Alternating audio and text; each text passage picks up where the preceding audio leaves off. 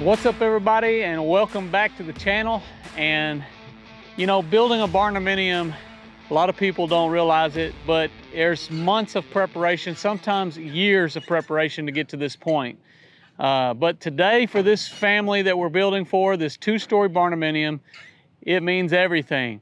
And you know, it takes a lot of time to get your land ready, to purchase the land, to find the land, to get your plans ready, all the months of preparation which build up to this point, you know, because we just poured the foundation a couple weeks ago, and you guys saw us pour that as well as prep the ground and everything that we had to do here.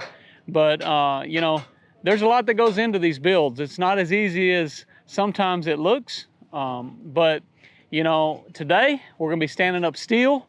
Hope you guys enjoy this update for the Buena Vista Barndominium, and we'll be showing you guys updates throughout the build. So subscribe to this playlist as well as the channel. You know, I'm looking forward to standing up myself, so it's going to be uniquely something different on this one.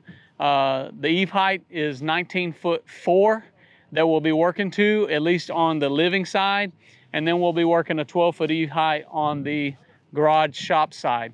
So it'll be kind of a couple level there that we'll be working. So we'll be documenting all that throughout the process of this build. But maybe if I get a chance, I'll show you guys the plan as well. Try to show you early on throughout this build. But anyways, hope you enjoy this video. Let's get it going.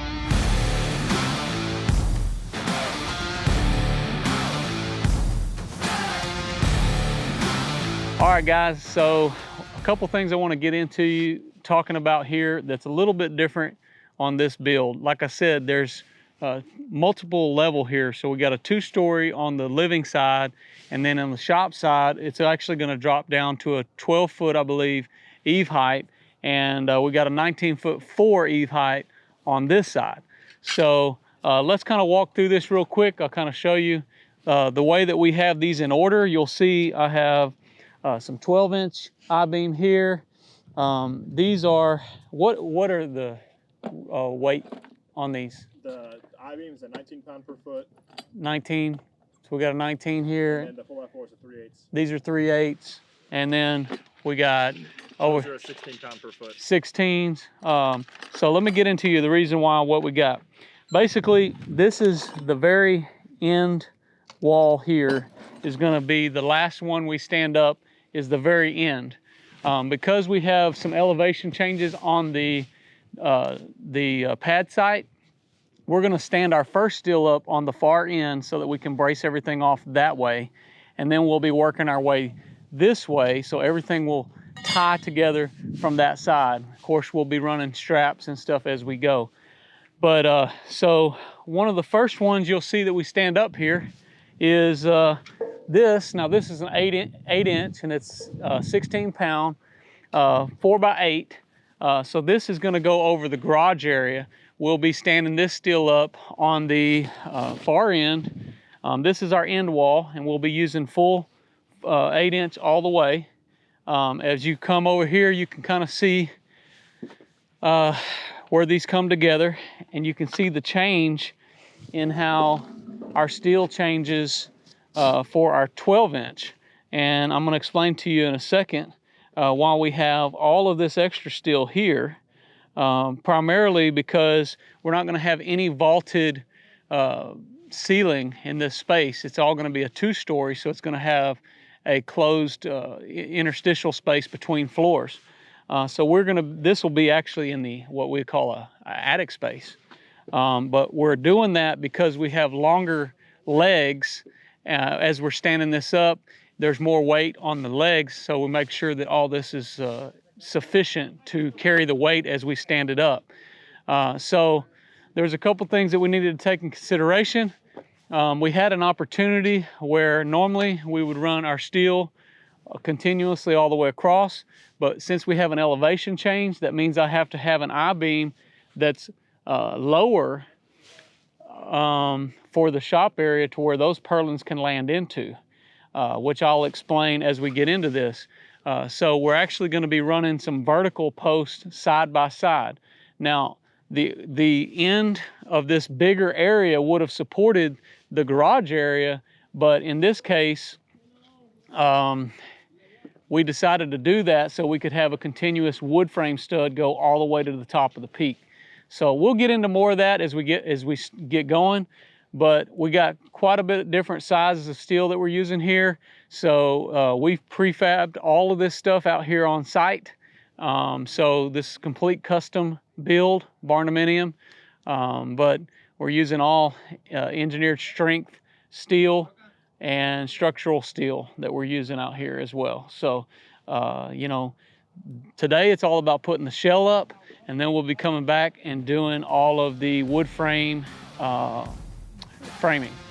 So, all right, we're about to get going. So appreciate you guys following along.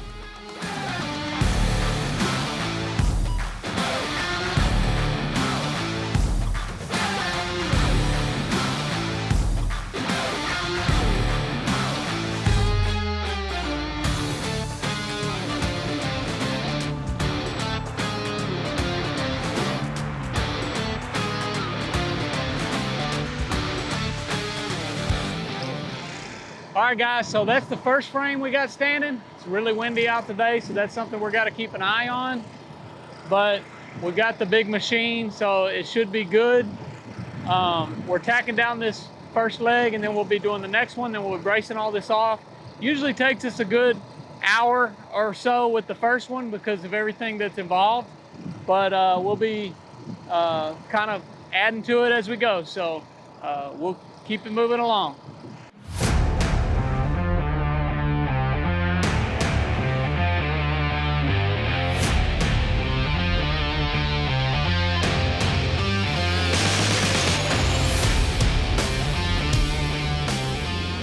All right, guys, we got all this braced off,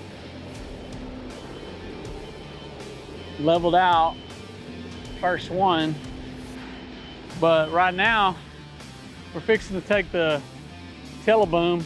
Brandon's over there, got to grab the teleboom, and we're gonna hold this side as we let go of this, because it's really windy out here. Like, we're getting 20, 30 mile per hour wind gusts, which is a terrible day for lifting up steel, but we're kind of working with what we got. So.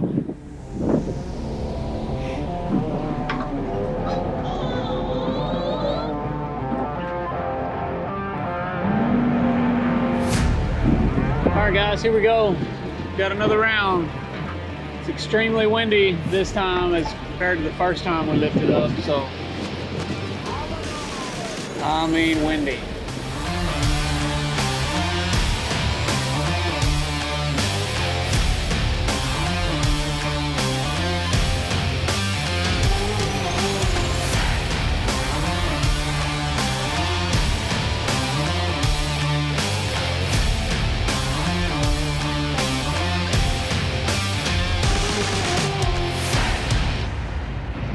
Okay, guys, extremely windy out here.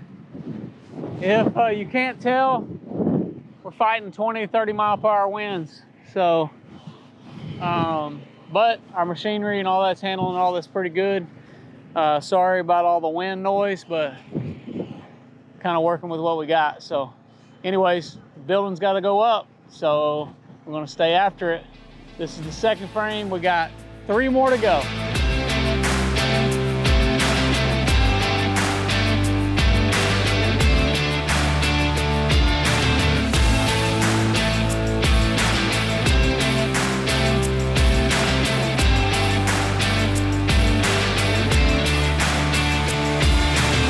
Okay, guys, so this is the progress so far. It's real windy today, but we added more than we normally do during this temporary brace off, primarily because it's so windy. And we're about to start the next one and then 2 more. So they're all sitting right here, about to stand it up. Another thing you're going to notice here on this next section is it's going to be 7 foot taller. So it's going to go up 7 more foot. It's going to be pretty look pretty different, but there you go. Tell me what you did to us here, Brendan. Well, not me. I didn't necessarily do anything, but we have a Exactly situation my here. point. We Okay. have a situation here where, because the way we have to build this, was Josh talked about earlier with the two different levels. Since we're setting it side by side, normally we would pick it up, back up, and set it, but you can't do that here because you have the one that's already standing. So we have to figure that out now. Do a U-turn, I don't know. Get creative with it. Probably gonna spin it around. Have to spin it around and then spin the because the other one's blocking us. So the other mainframe is blocking us. It's gonna be fun, guys. We need to get the camera over this one. Okay, like Brandon was saying earlier, this is exactly the situation. See, we already stood this up right here. So the next sequence of things, I'm actually gonna have to pick it up, position back up this way, and then we'll extend over to the center point so that this can be positioned to the center. So we're gonna actually strap onto this one a little bit differently so that we can spin the steel around, as opposed to just having two straps that won't let us spin. So we'll use the D-hook that's underneath, and we're securing it off now. The reason why is because this particular beam is gonna be closer than, is gonna be real close to that other one. The decision we made was to add another I-beam right next to it. Now I could have put that upper frame over there in on this other leg, but the problem with that would have been us not being able to get our wood framing all the way up to the top. So this is what we're doing. It's real windy. Hope you guys can hear what I'm saying. Anyways, here we go.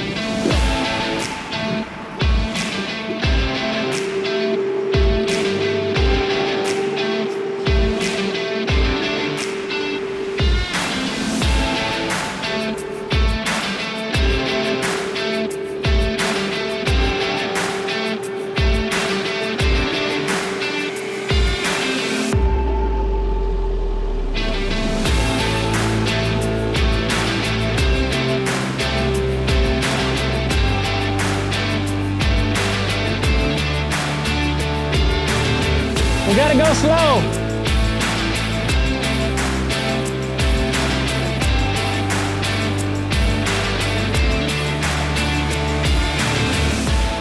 There it is, way up there. Wow, that's all I can say right now.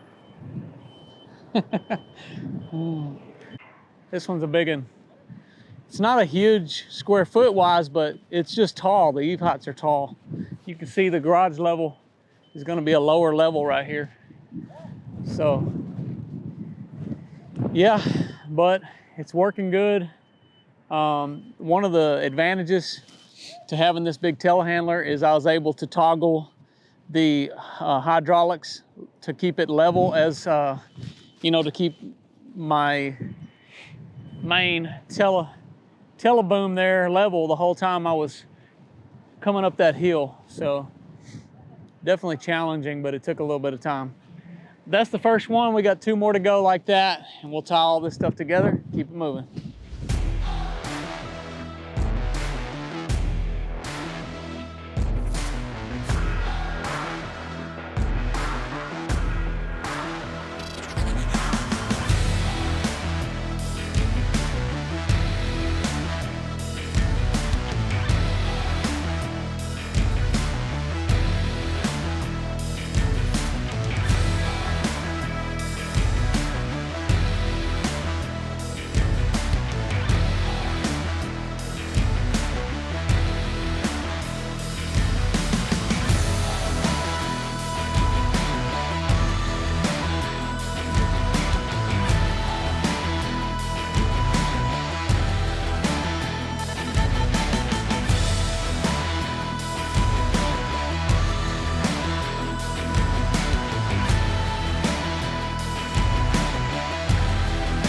All right, guys, so that's pretty much it that we have for today. We're gonna come back tomorrow because we're running out of daylight. We got a couple more pieces to stand up here. Not even sure if you guys can see this or not, but yeah, it turned out to be a pretty good day overall, but it's just windy as all get out. So we got another frame to stand here on the end, which we'll be doing. So we're just tired of fighting the wind, and we're running out of daylight. So it's kind of where we're at. Kind of see if I can give you all a little better look of this thing. It's going to look super tall because I'm on the low side, but you can see the garage over there steps down a little bit.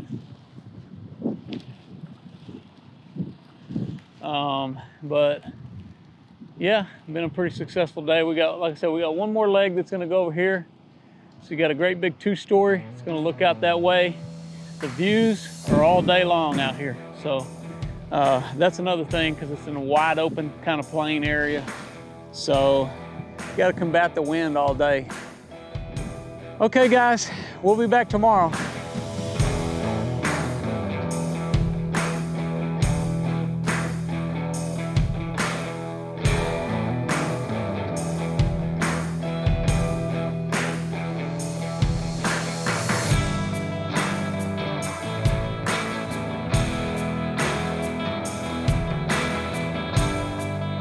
All right guys, we're back out here. We've actually done a couple more days worth of work out here. Primarily, it was so windy the other day, we actually ran out of daylight, but we ended up standing up the last beam over here, and I couldn't really document it at all because we had 30-mile-per-hour winds, which is really windy right now, but nothing like it was on Friday. So I'm gonna try to get over here where I can get a little wind block. But basically, we have been steadily making progress here on this build. You can see the lower area that I have. This is actually the shop area. And on the upper area, this is a 2-story barndominium that's attached. So we have one big open space, basically, I think it's around 2,400 square foot of living space. And then our shop area is, you know, it's gonna be like 600-700 square foot. So anyways, and then I got porches off the front and off the back. But I just wanted to come back here and kind of show you guys how this project is steadily moving along. And we're gonna, as you can see, we got everything braced off. One thing I can say that we're gonna do differently is where we have these big tall bays, we're actually gonna be putting some horizontal steel in these areas. And right now we're marking off for some of the stud framing where that's gonna go. We're gonna see if we can't get materials here, maybe by later in the week. But what you're seeing a lot of going on right now when you get to this point is completing a lot of our welds, because even though it's all standing, we have more welding to do on the other side of the beam. We got it basically welded on 3 sides, but the last side that was turned upside on the sides were not welded yet. So one thing that'll really give you a perspective idea here is this is the side of this pad site down here, and it's a little less windy, so I might stand here for a minute. But you can just get an idea of how tall we're looking at here. Those are 19'4" eave heights with a 612 pitch. So overall, you know, we're looking at a pretty good size eave height compared to most, because a lot of times your eave heights, you might have a 12-foot eave height, you might have a 14, 16 if it's 2-story. Well, this is 19'4" eave heights.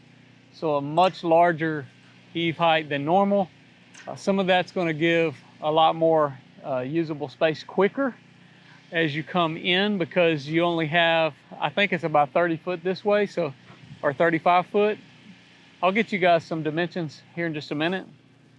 But you know, the key is when you're dealing with the smaller span going this way, the key is getting all of that space being usable space.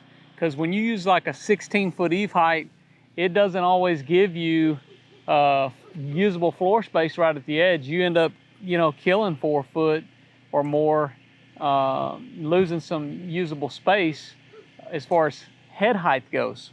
I mean, you might be able to use the space, but only have like 4 or 5 feet of space. So this is all going to be usable space. We'll have windows and things like that, because there's going to be bedrooms up on the upper areas all the way around. So I'm going to get into some of the details on this build as we go further. But yeah, guys, this is the Buena Vista Barndominium. And one of the advantages here, as you can see right here, is going to be the waterfront view. It faces that direction. So the front of this house, which is right here, will have windows upstairs that look out. You'll be able to get all of that water back there, which is pretty sweet. And this beautiful, I don't know what you'd call this, a meadow or what you'd call this. It just surrounds the whole area of the house. That's some beautiful property. And that's why you call it Buena Vista. That means good view. So this is a good view up here. And what's going to make it even a better view is a nice 2-story barndominium right here. So anyways, guys, we're looking to show you guys more on the progress of this build. So you have to follow along, subscribe to the channel, and don't forget to follow us on Facebook and Instagram. I'm Josh Helm, wishing you all the best. Thanks for watching. Thanks for the best.